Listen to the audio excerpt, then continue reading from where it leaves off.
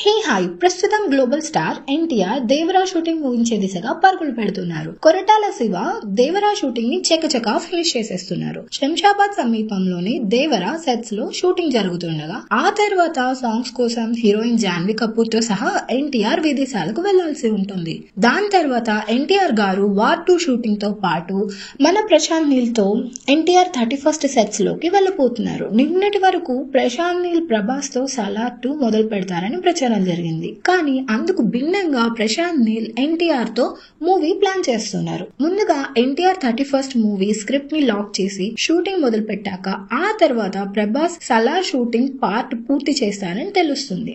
Salaar part 2 shooting major part complete అవ్వడంతో ప్రశాంత్ నీల్ ఇప్పుడు కాస్త ఆ మూవీని పక్కన పెట్టి ఫోకస్ అంతా ఎన్టీఆర్ 31st మూవీ పైకి మార్చారు. ఆగస్ట్ లో పూజా కార్యక్రమాలు మొదలుపెట్టి సెప్టెంబర్ నుంచి సెట్స్ మీదకు వెళ్లేలా ప్లాన్ చేస్తున్నారు మన ప్రశాంత్ నీల్.